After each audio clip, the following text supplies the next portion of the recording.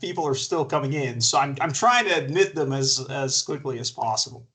So uh, thank you guys so much for bearing with me. As you know, my wife just gave birth, and I actually went to the doctor today to make sure I wasn't sick, and I'm still sick. So it's good news that I didn't see you guys, and it's good news I haven't seen my baby yet. Like, I've seen him, but they keep him in the hospital for observation. So I actually haven't interacted with him at all, and we have to be very careful about that. I don't want to infect you guys, and I don't want to infect my son also. So hopefully this is not the format for all of our classes. I'm still waiting for leadership at the university to kind of figure out what the leave policy is going to be with respect to these classes. Like I said in my email, I may be one of the first, if not the first, fathers to actually take paternity leave, to which we're entitled to as faculty. And I believe it's also in Chinese law that we receive paternity leave to take care of our wives and our children and so on. So at the same time, I think it's a great opportunity to have a late class because the United States stock market is going to open in a little less than an hour. Okay. And so I want to teach you guys a little bit about what the market looks like, sort of the market structure, all of the different assets that you can trade both on the market and on Interactive Brokers. There are some assets you cannot trade at Interactive Brokers, but I'm sure they're always adding more and more. And at the end of the day, I want you guys to ask questions because it's kind of hard if you've never done it before. So what I'm going to do is I'm going to share my screen, and hopefully you guys can follow along. If you have questions, please type them or raise your hand, and I will call on you and you can ask them. So we'll have just the same as the class setting. And by the end of it, what I'm hoping to do is, all right, some of you guys, Dorothy, you gotta mute your microphone here. I'm gonna mute you. All right. So everybody, when you come in, just mute your microphone. I understand. Well, actually, you guys have had Zoom classes before, so I'm hoping that this is going to be something you guys can figure out pretty quickly. So without further ado, I'm just going to go ahead and dive in. I'm going to share my screen. Let me see where my share screen button is. Okay, good. All right, so Interactive Brokers, hopefully you guys can see my screen. It really kind of gives you two choices, right? So choice number one is to make sure that you can use the website. And choice number two is to use the Trader Workstation. As you can see, I have my Trader Workstation pulled up here, and I'm just going to log in and kind of go through what you guys should be seeing. Now, ideally, you should be following along with me in your own accounts because, with the exception of those of you who have lost your login information, I think that you will find your accounts have been approved. So that certainly is the case for the fake account that I have created in class with you guys when showing you how to register. Okay, so fake account 0005 is going to be my account. And hopefully, just like you guys, once the account loads, you should see that there's about $1 million in cash in that account. Again, fake money. I wish I could distribute real money to you. And what I hope to do is to show you guys how that can be invested. Okay, so again, these are the markets. So first, let me give you a little update on what's happening in the market news while this thing logs me in. You can monitor the United States stock market, which is by far the biggest stock market in the world. In fact, I think comprising roughly 2/3 of the size of the entire world stock market. So if you took all of the stock markets in the world, excluding the United States, you would have about 33% of the world market. The United States, by far the biggest market, and that's sort of why we study it. It's not that other markets are not important or that you can't make money there. It's just that it seems to be one of the most dominant over time. And so we want to study it. We want to see if it could be replicated, let's say in China, and whether the success of that market can ultimately spread to not just the very wealthy individuals who invest in it, but also individuals just like you and me. So the first thing I want you guys to notice, if you go to a website like MarketWatch, which is specifically set up in order to monitor market conditions, is that currently it is 9:37 p.m. So if I click over here and click US, you will see that the markets are not moving.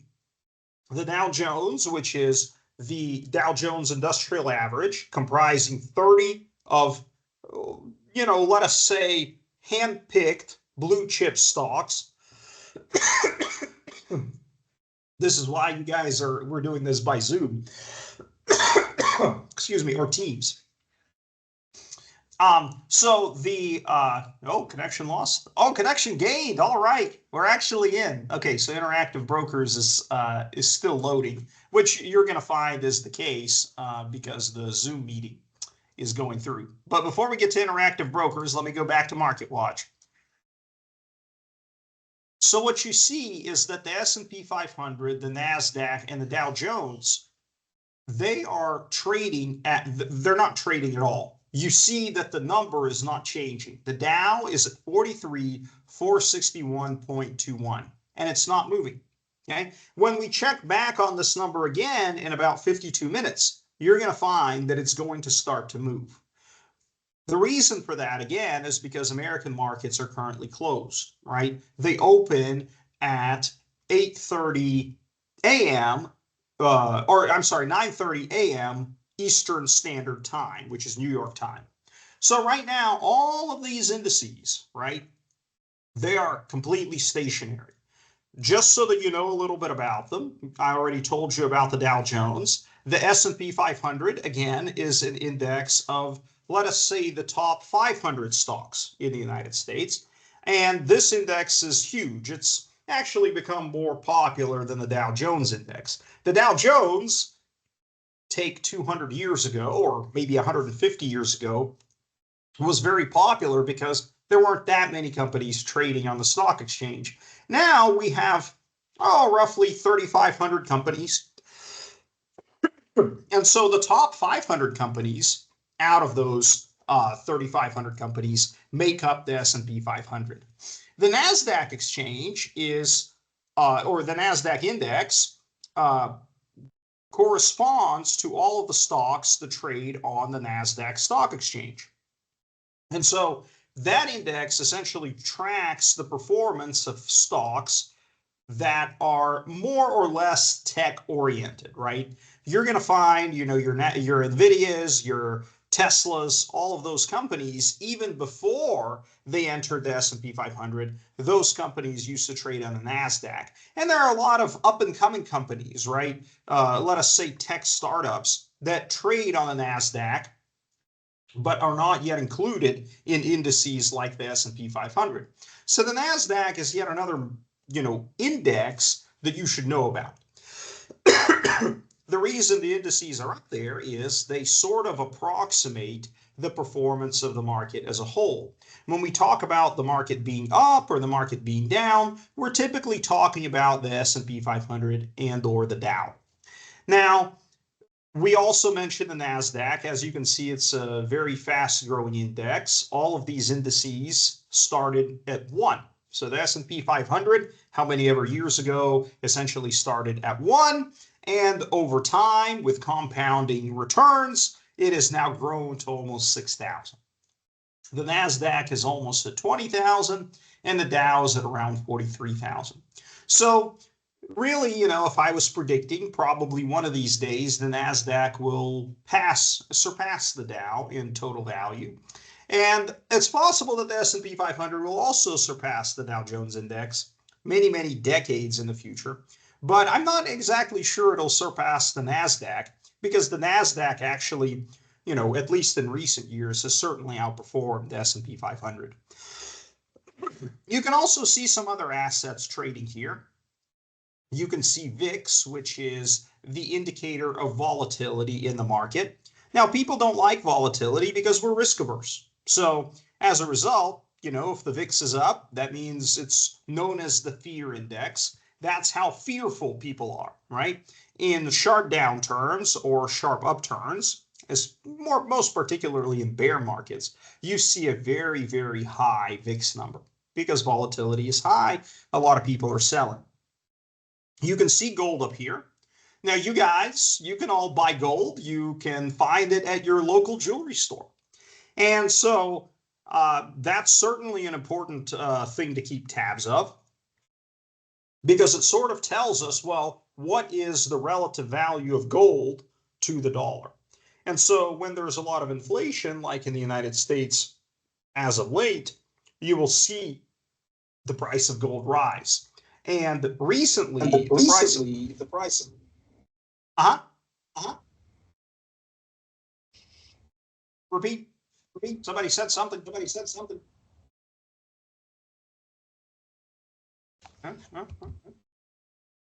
Anyone? So somebody, I think, had a question. Let me admit all these people too. Yeah. Yes. Oh, maybe that somebody didn't turn off their microphone and I heard my own echo. Okay, all right, that could happen too. All right, back to the screen. So the gold basically is in a huge bull market now. By bull market, I mean if you take the low of gold, the most recent low, and then you trace out 20% or more, right? If there's a rise of 20% or more, that asset or that stock can be said to be in a bull market. So just so you know, the NASDAQ is currently in a bull market. The S&P 500 is in a bull market. The Dow Jones is in a bull market, and so is gold. So basically, it means that the bear markets in those respective assets have ended, and they have been in an expansion ever since. So the whole game of the stock market is, can we predict what these assets will return in the future?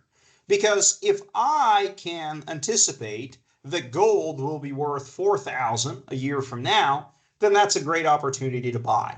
If I can anticipate that the S&P 500 will go below 5,000 a year from now, that's an excellent opportunity to sell. The problem is that predictions about the future are very hard. And I know most of you guys are not finance students, so you probably won't, delve deeply into, well, how do we make these predictions? How do we model out the future performance of individual stocks or of indices? You should know that the financial discipline is very, very much concerned with this question. It's a very critical question, and a tremendous amount of money can be made, right? So if you had one day of foresight, meaning you could see into the future by just one day, you could probably become the world's first trillionaire if you have access to even a small amount of capital. That's why information is so important. And if you can predict the future movements of the market, you can become very, very wealthy. So let's turn now to Interactive Brokers. Okay, so what do we see in Interactive Brokers? Well, let's just look over here for now, because this is what you guys should have on your end, right? So you're in the trader workstation, and you can see that your account has $1 million. Okay, so what I want you to do is to make 16 trades with that $1 million. Now, ideally, I hope you think a lot about your trades. Ideally, you would make trades where you buy an asset that in the future will rise in value, right? Because that's a tremendously valuable type of investment to be able to make. So if you're able to purchase that kind of asset, we hope to see your portfolio go up. Now, I don't grade you on this. If your portfolio goes down, that's okay. In fact, I don't want you to get discouraged. Most people initially lose money, but that's why it's good to start with fake money, so that when you mess up a little bit, it's all right, and you haven't lost anything that you actually own. All right, so let's look at this window. This is my portfolio. Right now, it has nothing but cash in it, so that's ideal, okay? And now we're going to try to place our very first required order, okay? So you can see in the simple syllabus that you have 16 trades, essentially, that I want you to make. And I'm going to try to make a prediction about the future and place a trade. So I want to look, in order to make future predictions, at a number of items. Okay. So let's first look at the daily lineup. Okay. So again, you can get your news from anywhere. It doesn't have to be Interactive Brokers, but you should be aware of what is actually like going on in the news. Okay. And you can see that there are some headlines here. Okay.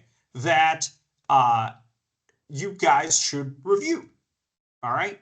And so with these headlines, you can try to anticipate how the market is going to trade. Now, some things just looking at these headlines that seem positive is that there is a little bit of talk about putting an end to the war in Ukraine. Obviously, if the war in Ukraine can end, then worldwide trade would boost quite significantly, right? And so if world trade boosts, then businesses are able to acquire goods more cheaply, and they have more consumers who they can sell their goods to. Right now, for example, the Western markets are blocking out trade because of sanctions against Russia and Belarus. But Russia and Belarus are a very, very large market. They provide a lot of energy to Europe for European factories, let's say for Germany in order to make cars. And on the other hand, they buy a whole lot of Western products. You know, for example, McDonald's is very, very popular in Russia. So these businesses have been reporting that in the last few years, you know, probably they're looking at hundreds of billions of dollars of lost revenue as a result of the shutoff to that trade with Russia. If that war can be resolved, then those trade lanes would open back up, which should be bullish for stocks. Moreover, it's a very dangerous war that could lead people into escalation, could theoretically break out into a wider conflict, could turn into a world war. These things would be very, very negative for most economies, and they would be very, very negative for the market. And so a peaceful conclusion of that conflict is certainly in the interests of stocks. There are also some other things, right? Trump backs Musk's email asking federal workers to list accomplishments, things like that. They're clearly consolidation of costs by the United States government. So with this kind of news, I mean, let's say you're talking about consolidation of costs for U.S. government, you might buy some U.S. treasuries, right? Because maybe you're saying, all right, if they consolidate costs, the risks of default of the U.S. government on U.S. treasuries would go down. And so as a result, I should buy these treasury bonds because over time their price will rise due to falling interest rates. So that's one way that you can kind of try to predict the future and make your investment. With respect to things like Ukraine, it's hard to even identify a specific stock that would benefit more than others. But I think you could just buy a broad portfolio of stocks because almost all of them are going to be positively impacted by the reopening of trade lanes with, let's say, Russia, Belarus, and also with Ukraine once hostilities cease there to the extent that they're not trading with some regions. Okay, well, that's enough for the daily lineup. You don't have to get your news here, but you can. All right. So now let's go and look at some stocks. And I'm sure you guys have heard of NVIDIA. It's sort of the get rich fast stock, so to speak. And so, yeah, I'm going to select it and put it up here on the chart. And you guys can do it as well.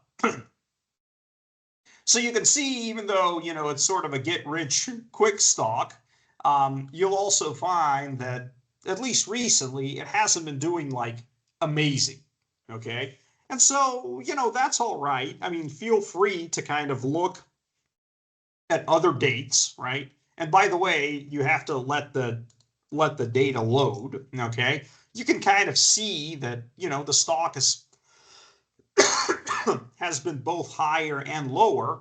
And you can see things like this where the stock goes up very, very rapidly, probably on the release of some, certain news. Okay. Now, again, if you are able to guess that news ahead of time, excellent for you.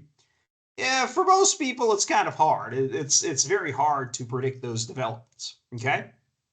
But let's say that I look at all these prices and I say, wait a minute, NVIDIA is only trading at $130.92, but it used to trade very recently at as high as 143. I should buy it. Now, I don't want you to think that's like a great way to pick stocks. There's usually a reason they're collapsing, as you can see NVIDIA do here.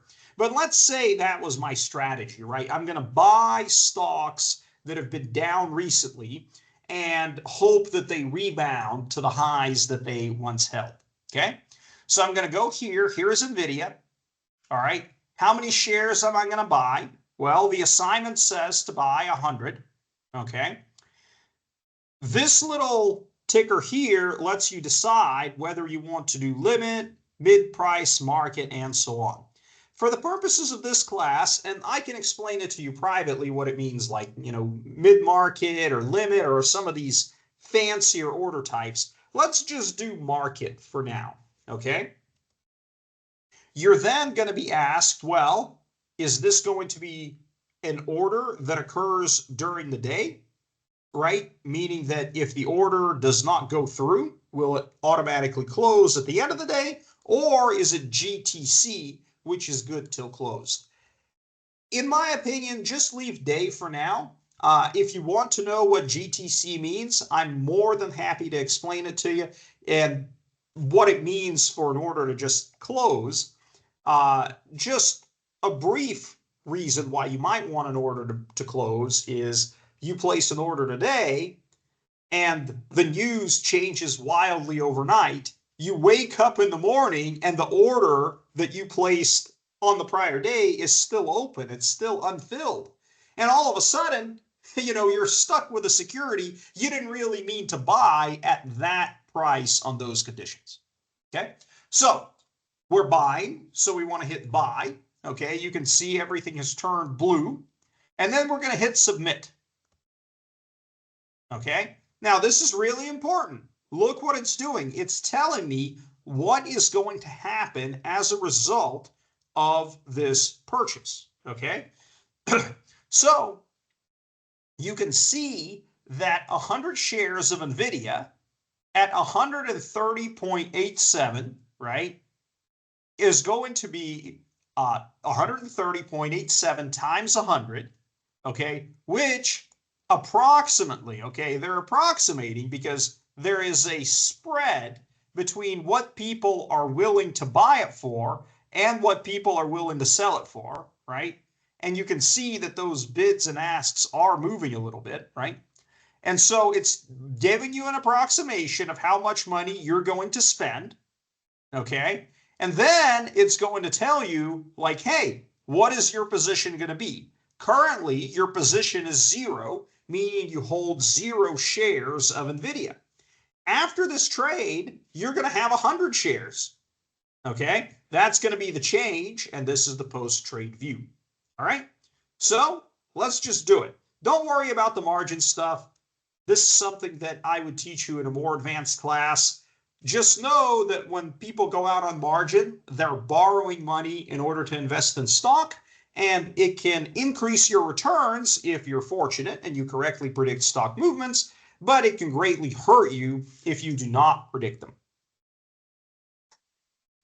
Okay, so I transmitted the order, and you can see that, hey, look, here is my order of NVIDIA. All right, now, I wish I could say for bonus points, but I won't. I'll just say for really testing if you were listening earlier points, who can tell me why it's 0 out of 100? Anybody? Because the market isn't open yet. Good. Whoever said that, perfect answer. Exactly. Now, what should happen? Well, you guys, this is why it's so great to hold this class this late. The experiment is going to be in 33 minutes. Okay, we're going to come back here. What do you guys expect will happen then in 33 minutes? Huh? You will successfully buy those stocks. Exactly. right? The markets will open, and the orders I have placed before a market open will fill if they're market orders. If they're limit orders, they might not fill, and that's something I can explain in later class sessions, why limit orders might not necessarily fill. Okay, so assuming, wait a minute, wrong tab. This one, assuming that everything works as planned, I have already fulfilled part one of the assignment. Now I'm going to take a short position in 100 shares of stock. Now this bears a little bit of explaining because it feels weird. And I'm also more than happy to explain it in class when we're in person, because sometimes it's easier to understand with items, okay? So let me go back to my interactive brokers. So you can see right now my positions, right? If you look at portfolio, the only position I currently have is cash. In 33 minutes or 32 minutes, it's going to read cash and NVIDIA. But sometimes investors take a short position. A short position means that they think the stock is going to go down, okay? So I buy NVIDIA with the hopes that it goes up. But if I thought some other company was going to go down, I believe I should short the stock, meaning I should sell shares of the stock that I do not have. Now, I know that sounds weird, but it's technically permissible. All right, so let's say I believe that Microsoft greatly overinvested in its AI. All right, so let's wait for this thing to load. If it ever does, I hope it does. Okay, I'm going to again select market price for Microsoft. You can see it's trading around $400. Okay, but instead of buying it, I'm going to sell it. Okay, so again, I don't own Microsoft. That's key. That's what makes it a short sale. I am selling stock that I do not have. Now you say to me, well, Professor, where are you getting the stock? Well, what's happening is I'm borrowing the stock from somebody and selling it. So kind of sneaky, but it's technically permissible. It's technically legal. And the person who I'm borrowing it from knows that that might happen with their stock. They just know I have to return the shares. Okay. So that means that if the stock goes down, I can sell the stock for $400 today. Okay. Buy the stock back for $300 after it has gone down, and then return it to whoever I borrowed it from. Then I made $100 a share. But if the stock goes up to $500 a share, I'm actually going to lose money, because remember, I borrowed the money, I borrowed the stock and I sold it at 400. Well, now I can't just return the dollars. I have to return the shares. And in order to return the shares, I have to purchase them again on the open market, which is going to cost me $500. Okay, so sell, market, intraday trade, submit. Okay, now again, look what's happening. It's telling me like, hey, look, you know, you're going to end up with a negative position. That is a short position. Okay, so now because we're taking this negative position, great, we can override and transmit. Now again, the order is unfilled because the market is not open. Okay. All right. 2 out of 16. Again, wrong tab. All right. Sell at least one call option. Okay, let's go back to NVIDIA, because I want to kill two birds with one stone. And you guys can too when you do this assignment. So what you should notice over here is the option to select option chain, right? So you come here, okay? Right now it says book trader, select option chain. Now this is going to be very data intensive because it takes a long time to load. Well, it takes a long time to load because it's very data intensive. So right now, with a meeting of roughly 100 people, I don't know if this thing will load for me, but I just want to talk to you guys about a little bit about what an option trade is. An option gives you the right, but not the obligation to purchase some securities. Now, when I tell you that, that sounds like, what is this person talking about? Again, if you don't understand, it won't be on the test, but I hope that you're interested, right? This is something that is typically taught in the derivatives class in the finance department in your senior year. But I still want you to know just specifically what an option is, okay? And so, I can't, this thing is not loading. These fields are supposed to be populated. So it takes it a little bit of time because there's so much data, okay? So I'm going to look 100 days forward. Maybe that'll be better. But what an option does is it gives you the opportunity to, if you own the option, to buy the stock at the strike price, okay? And so the strike price is listed right here. Okay, so why is that valuable? Well, you see NVIDIA is trading at 130 right now, okay? If I owned this call option, you see it's call over here and put over here, there's a C, there's a P, okay? If I owned this call option right here, right now, it would be very valuable. The reason for that is it gives me the right to purchase something at $127, even though it's selling for 130. Now that's actually really important, right? You can see that that option should have a value of at least $3. It actually will have an even higher value in most cases. The reason for that is because you're anticipating for the volatility, meaning the up and down rapid change in price of the stock, and because you're anticipating the up and down change in price of the stock, you want to secure your right to purchase at 127.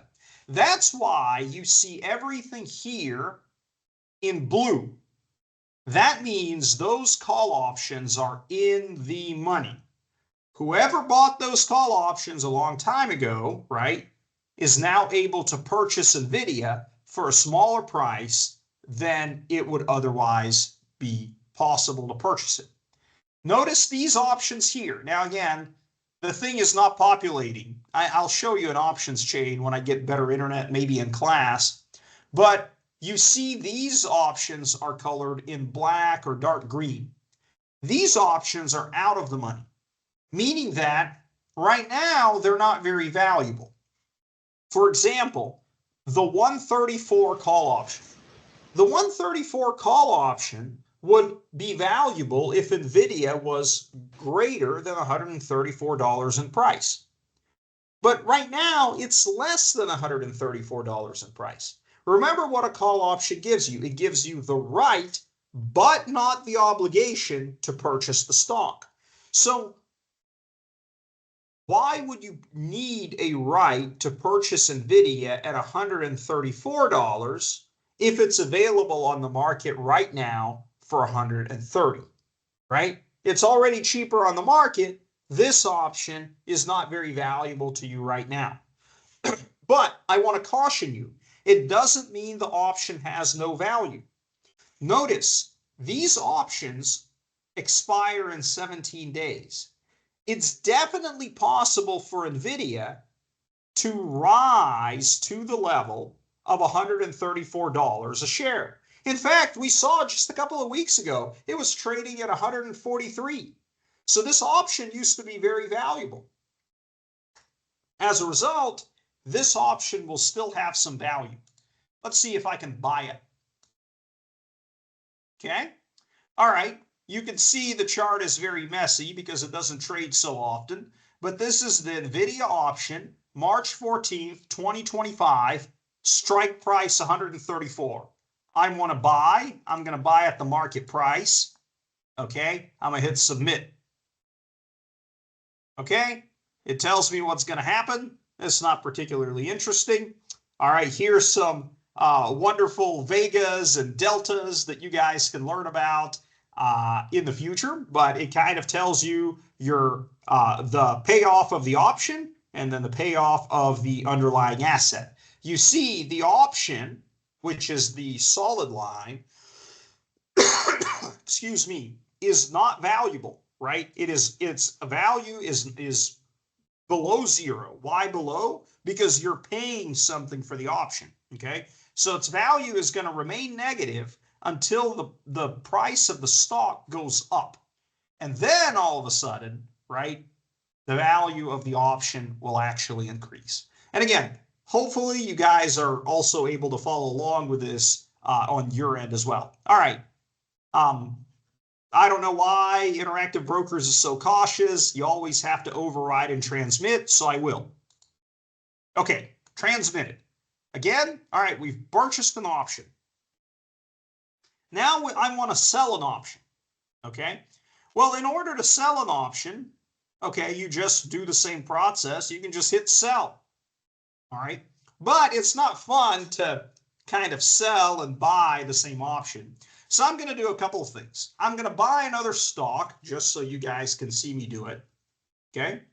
This is going to be Walmart, okay? Because what I want to do now is sell a covered call.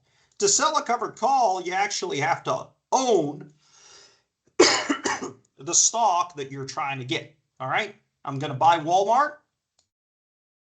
override and transmit, all right? There's Walmart.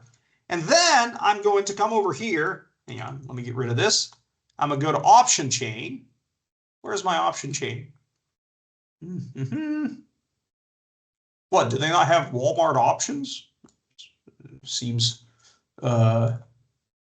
unlikely. What is going on here? Hang on.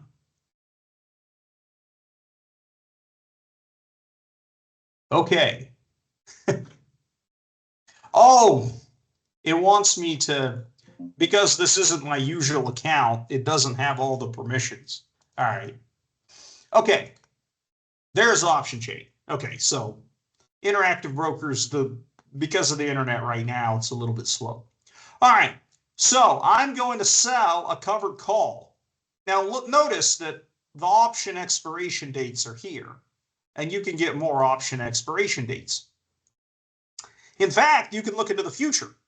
So January 16th of 2026, I guess I want to go as far out as possible. Why not January 15th of 2027?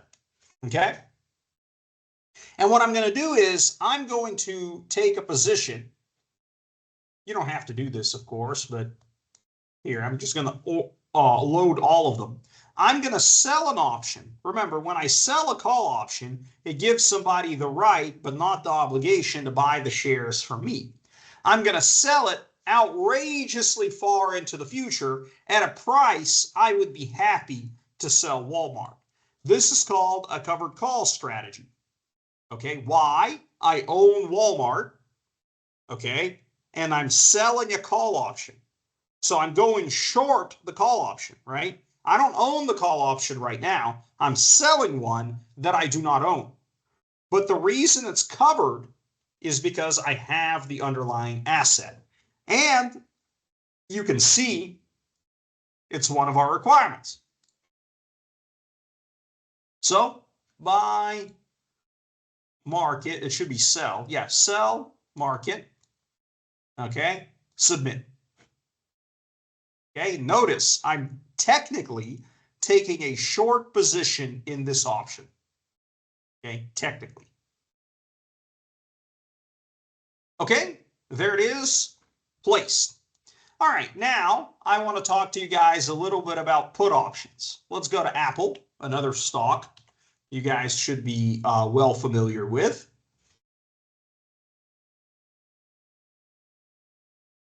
There we go. It takes it a little while to load. I'm sure it's doing that on your end as well. All right, so Apple, nope. It takes so long for the options chain thing to load. It's a little sad. So with Apple, why would you want to buy a put option or sell a put option? So a call option gave you the right to sell at a particular price. All right. But a put option gives you the right to, the call option gave you a right to buy at a particular price. The put option is the inverse. It gives you the right to sell at a particular price. Now, why would you want that? Well, one of the reasons you might want that is because you might be afraid that the stock will go down in the future. All right. So let me pull up Apple here in our chart.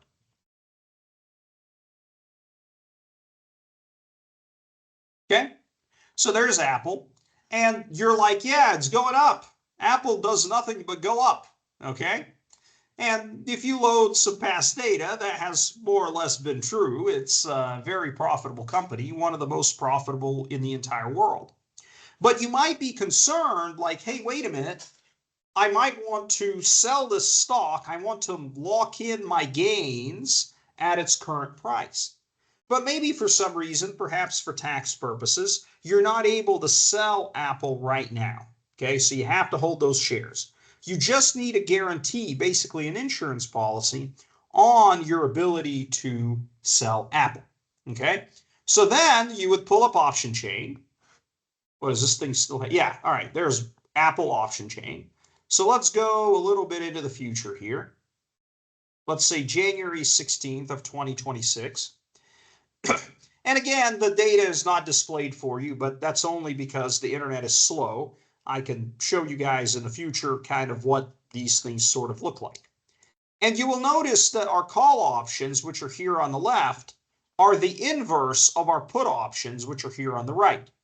So a call option, if a call option is in the money, a put by definition is out of the money. Why is that? Well, remember that the reason the call option was out of the money is because the stock was trading below that value.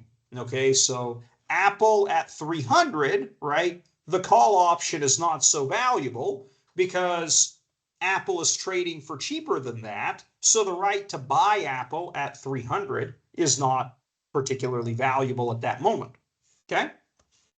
Now, the inverse is true with a put. When you look at the put, it is in the money. It's in the blue shaded space. Why? Well, a put is the right to sell Apple at that price. Okay. Well, all of a sudden, that is very valuable, right? Apple is trading for $250, but this instrument, this contract, gives you the right to sell it at 300. That's very valuable. You can go on the market, buy it for 250, turn around and sell it for 300. Very profitable trade, right? You want to have as many of those put options as possible. Well, again, if you were to buy the put option right now, it would cost you a very good amount of money. All right. So let's just buy a put option that's out of the money, but it will give us an insurance policy against Apple. And so what I'm going to do is buy the put option at a strike price of 200. And then I'm going to wait for the computer to load. Is it going to load for me? I want it. Load it.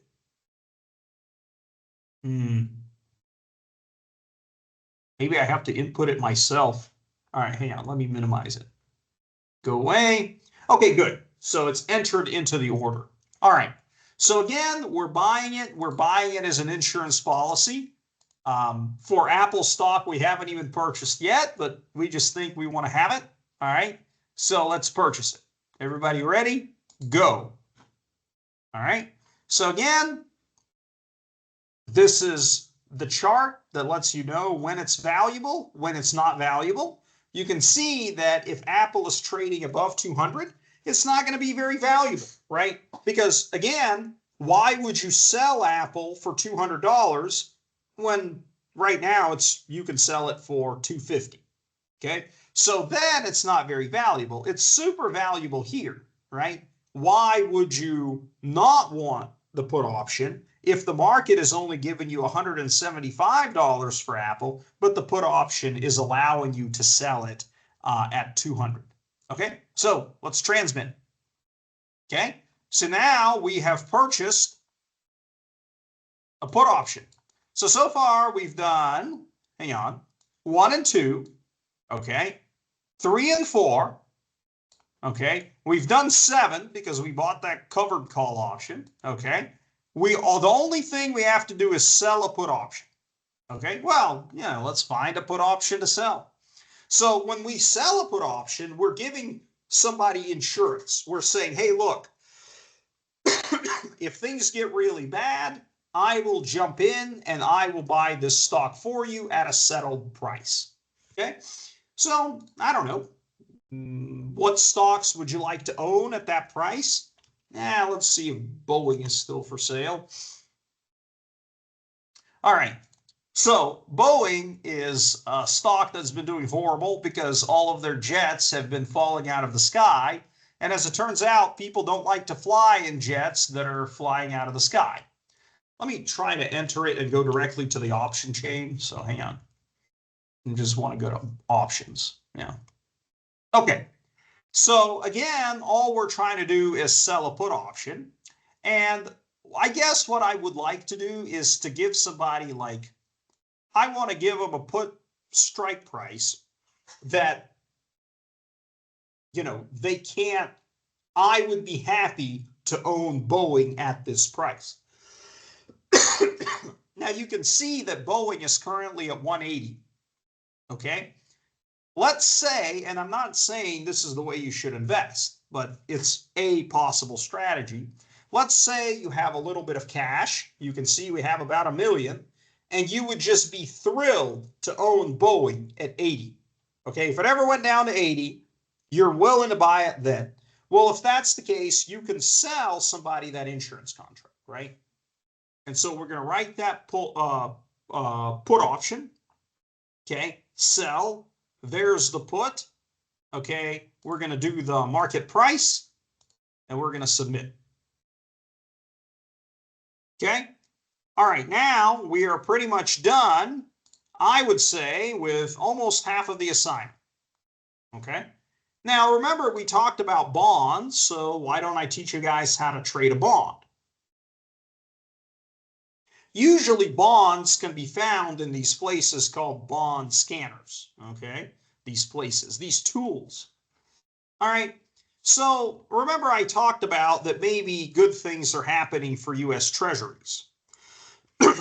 And so, let's see if we can find some U.S. Treasuries here. Or frankly, just about anything. So you can see corporate bonds. Bonds are debt instruments.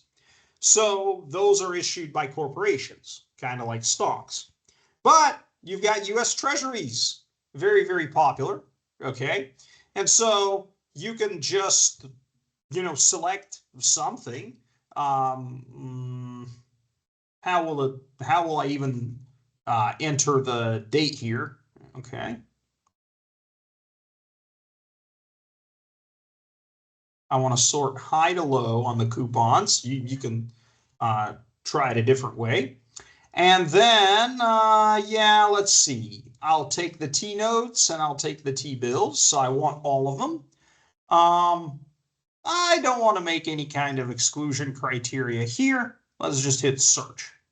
I don't really have any other things. Okay. So you can see that out of those options, right, there are 737 bonds from which you can select. Now we'll study bonds in chapters 6. No. Well, yeah, we'll study them basically in 5 and 6 because we'll study very similar payoff structures, but the big bond chapter is chapter 7. All right, well, here is a U.S. government bond. It pays roughly what? Almost 7% interest in this iteration. Okay, and here are the prices. Okay, so yeah, these are our bonds.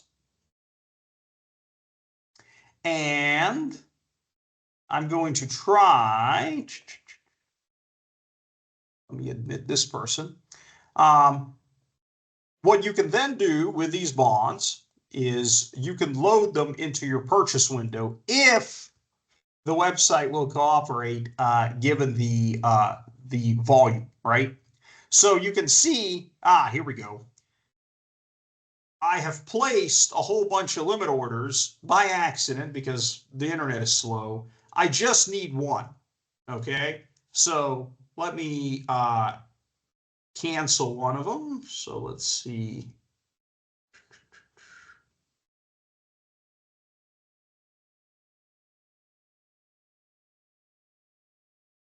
Okay, and let me get rid of this one. Change it to market. Let me get rid of this one. Yes, continue. Let me get rid of this one, change it to market as well. Okay, good. So now we've got a buy order on that bond and 2 sell orders. That's a little bit redundant. So let's discard the sell order. Okay. So with that being said, that when the market opens, again, here in 8 minutes, these things should go through. Okay. Now, I think it's a little bit tacky to kind of place the same one here, right? You're buying and selling the same bond, but it's technically permissible. Okay, you can do that. All right, so we got that done. Excellent. All right, now you might be wondering, well, what is it to buy or sell an exchange traded fund? Well, an exchange traded fund is something that tracks the performance of one of these indices. Okay, now you see these moving, but these are the futures. Okay, I won't confuse you too much with what those are, but these things trade even when the market is closed. So there are indices that track the performance of the S&P 500. Okay, so let me show you.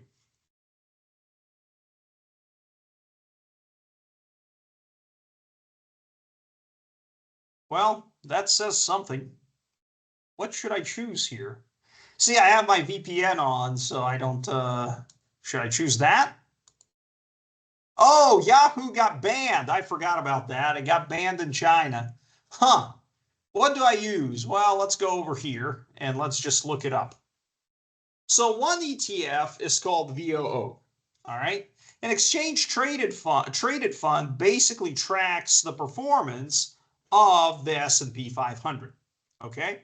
So what it does essentially is the S&P 500 is comprised of about 500 stocks, and it purchases the same share of those stocks as the actual S&P 500 purchases.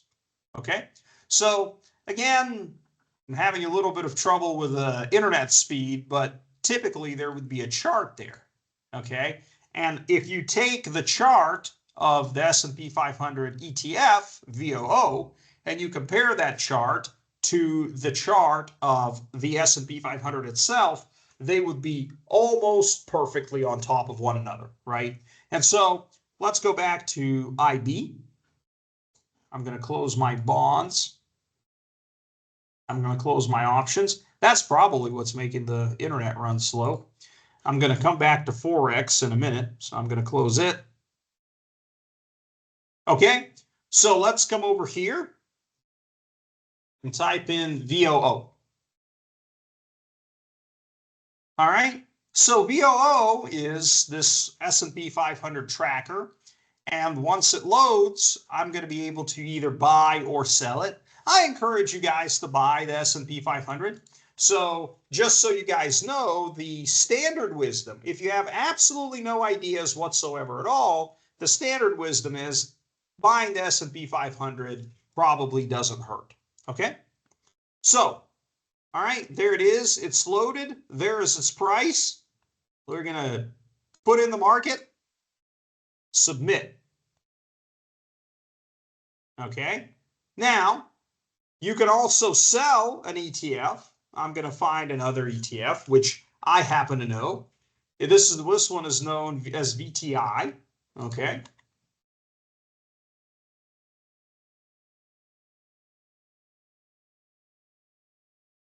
Let's see. Does this mean I have a question?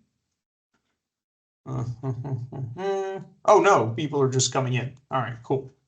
All right, wait. Back to my other screen. Okay.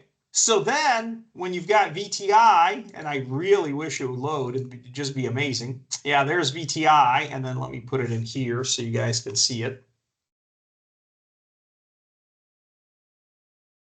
Okay. Hasn't been doing so well recently, but maybe I'm going to buy it and it's going to go up, right? Oh, wait a minute. I'm selling. Yeah, that's right. Okay, I'm going to sell it. Maybe it'll keep going down. All right. So again, this one is going to be a short sale. Notice I don't currently own any VTI. Okay. Oh, that's because it's limit. Yeah, market. Okay, so we've got our buy order for for VOO and our sell order for VTI. Wait a minute. Yeah. All right, good. So we did that. All right. Now I'm asking you guys to do the same thing with the exchange traded fund put and call options. Okay. So I want you to sell one ETF option and sell, this is a put option and this is a call option. Okay. Then I want you to sell a covered call option. Okay. So again, you can think very hard about if I were to sell an option based on those two exchange traded funds I just purchased right now, you can think to yourself like, hey, what's going to happen if that took place? All right. So this purchase, okay, and this purchase I did simultaneously. Why? Well, I sold 100 shares of an exchange traded fund, and I did not own any shares of that exchange traded fund, also known as VTI, right? I did not own any shares of that traded fund. Okay. So in theory, right, that is both a sale of that ETF and also a short sale because I do not hold any of the underlying assets. Now, we're getting very close to 10:30. So I want you guys to pay a little bit more attention to the market right now. Okay. Notice when I go to Market Watch, it does not take me to the tab called US. The reason is it still has not opened. For another minute, these numbers are not going to move. What's moving are the futures. And the futures are basically contracts for the S&P 500 and the Dow Jones and the NASDAQ, which are trading before the market opens. And so they are trading on the news that is not yet available, or that is available now, but the market hasn't been opened in order to trade on that news. In just a second, the market is going to open and we're going to see the S&P 500, the Dow Jones, and the NASDAQ move. Okay? So you can wait in anticipation while I talk a little bit more about the market structure. But once it's 10:30, I need to remember to mouse over and hit US. Okay? All right, you hear that?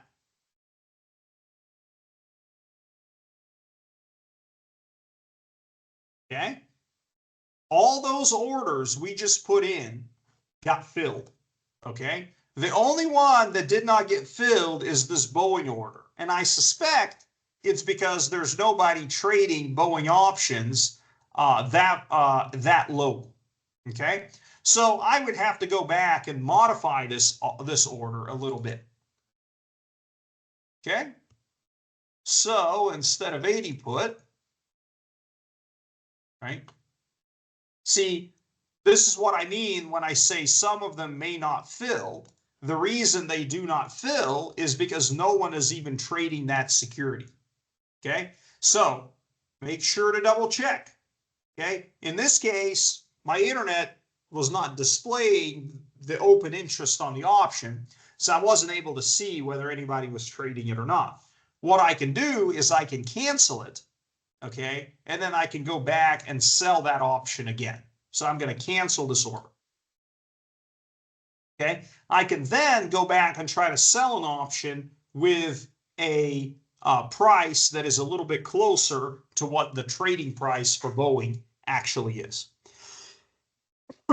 Okay, well, now let's look at the portfolio.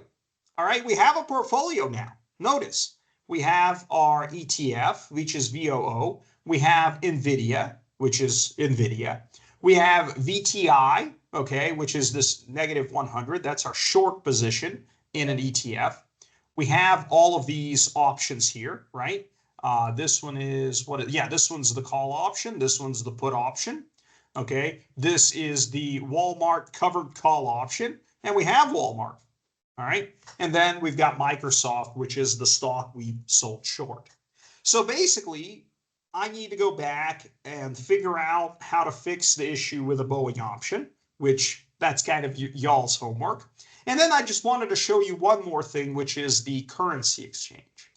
Okay, So again, we're going to come here, but this time instead of scanners, we're going to go to Forex. Just click Forex Trader. All right. You can see the currencies that you're able to kind of exchange. And feel free to, play around with them. And so let's just come over here and buy the US dollar Japanese trade. Okay. Hang on just a moment. Yeah, clear it. All right. Yes, here we go. So you can see that when you double click something in this thing, it's expecting you to be a day trader and move very quickly. Be careful. Don't do that. That's not what I'm trying to do. All right. So let's go to market. Okay. Let's buy it. Let's submit. Whether you buy or you sell, it's going to be kind of a currency exchange. So you technically fulfill the requirement. Okay. So you're going to buy the US dollar Japanese yen trade. All right. Notice how much cash we have right now. It's $991,000 after all of the other purchases and sales. All right. Let's hit it. Okay. All of a sudden, we actually got more cash, right? So what we essentially did was we sold the Japanese yen, okay, and we got even more US dollars in cash, okay? So what we did is we ran this exchange, okay? Now I can reverse this trade, right? I can sell, and this time my quantity will be 50. Now let's do 30. That's probably fine, okay? Let's run that trade through. Okay, look at that. All of a sudden, our US dollars cash actually fell because we gave up some of our US dollars, and we now have some Japanese yen in our portfolio. All right, so overall, we have now completed basically all of the steps.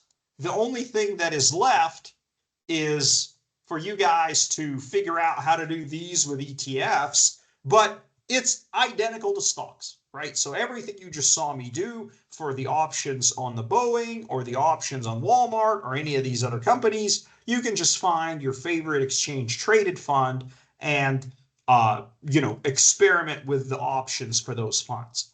The only thing is, make sure that your orders go through, okay? All of these orders got filled with the exception of Boeing, okay? So at the end of the class, when I'm grading your trades, okay, I want to make sure that they're filled. They won't count if they didn't fill, okay? So my job right now would be to come back to Boeing, okay? All right, go to my options chain,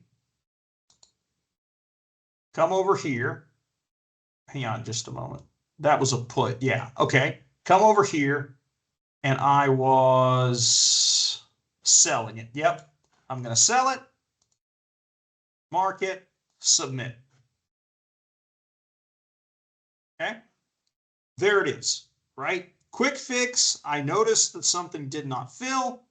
I found an alternate position and I took it. Now, again, I'm doing these things very quickly. I hope that you guys take way more time to select your portfolio, because later this portfolio is going to go into that spreadsheet. Okay, so I'm actually going to have you enter the company, the number of shares you hold, and everything like that, and you're going to calculate the anticipated average, weighted average return for that portfolio many years into the future. All right, let me stop sharing here and see if I've got questions. All right, what questions have you got?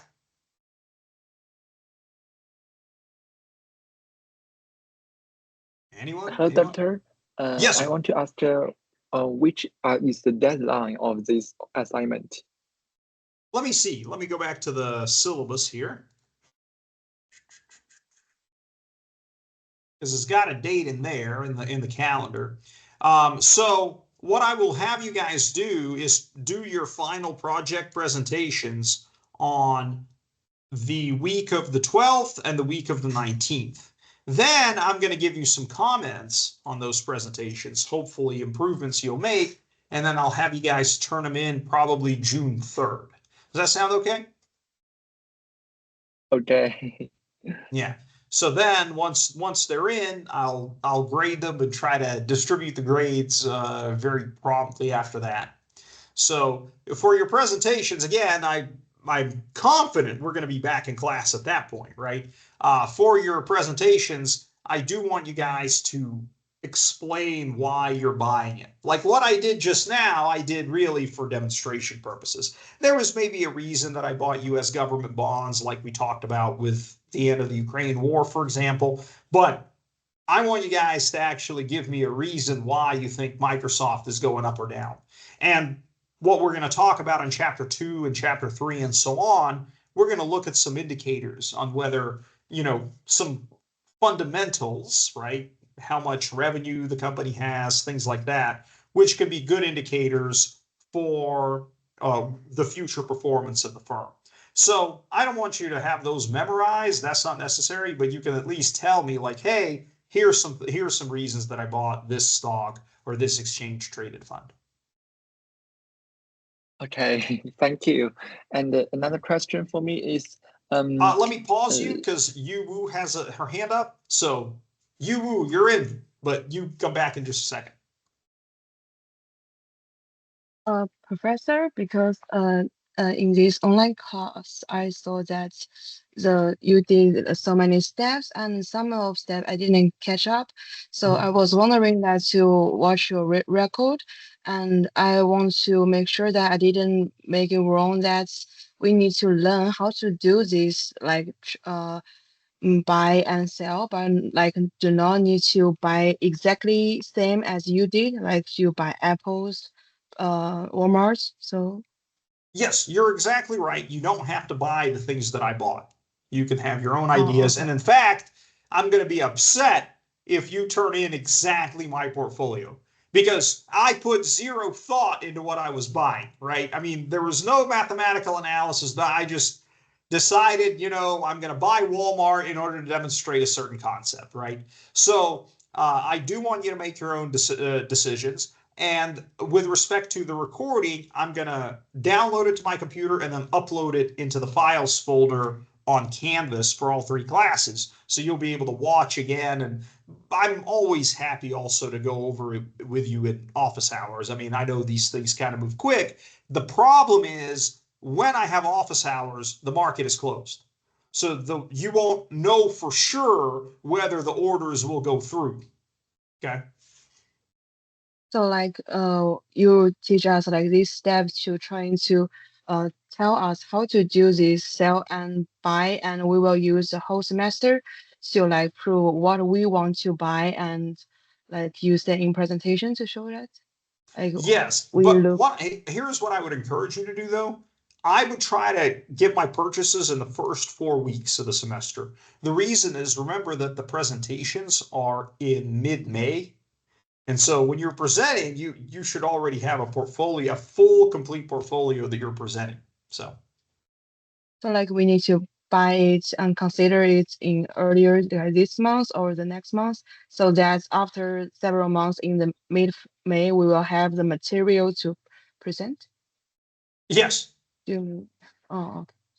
Yep. Yutong Lu, I promised I would come back to you. So come back. And that's What all my questions have you questions. got? Uh-huh. Okay, thank you, Doctor. So in the final presentation, how should we present? How should we provide the evidence that we bought or buy? Do you mean? Can you find our transactions in the computer, or just we show it on PPT? Well, not only can I find them in the computer, you can find them in the computer, and then I will ask you to download the PDF of all your transactions and submit it.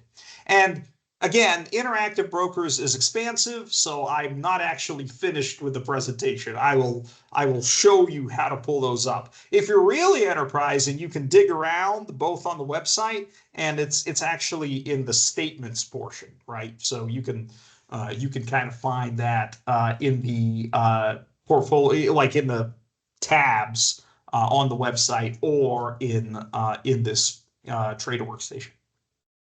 Okay, thank you. Thank you. Yep. Okay, who else got questions? Yes, Howen Su. It's yeah, but never mind. Not familiar with. I'm not familiar with how to use the software. So how can I notice that I have buy successfully or? How can you notice that you bought it successfully? Because your order will show filled, and to double check, it will also show up in your portfolio. You notice how on my orders, let me share it again here. Where is my screen share? Okay. You notice that all of my orders, you see how they turned gray and how it has fill percentage, right? Okay, or fill price, sorry. And you see that they've all been filled with the exception of this one. Okay, you see how everything else, this one is 0 out of 1, and then everything else is filled. Okay, so that's how you know everything is filled except for this one. And then to double check, you look over here, right? So NVIDIA buy 100. Do I have 100 green NVIDIA? Okay, well, I do right here, right? Position 100. Okay, so NVIDIA fill. All right, what else we got? Microsoft sell 100. Okay, so I should have a red negative 100 position for Microsoft. There it is. Okay, and then you just go down the line with all of them like that, and then you've double checked. Also, when you pull that statement that shows all your trades, you can pull up the syllabus and your trades, and you can check them off one by one, right? Did I make this one? Did I make this one? Did I make this one? Right? And so then you're set, right? You've got all 16 trades that you needed. Okay, thanks. Yep. All right. Any more? Any more? Let's see. Okay, well, seeing no more questions, I'm going to conclude this session. I'm going to, at the very least, stop the recording so that you guys, if you have any other questions, you can ask me. But so let's see, recording, stop recording. Okay.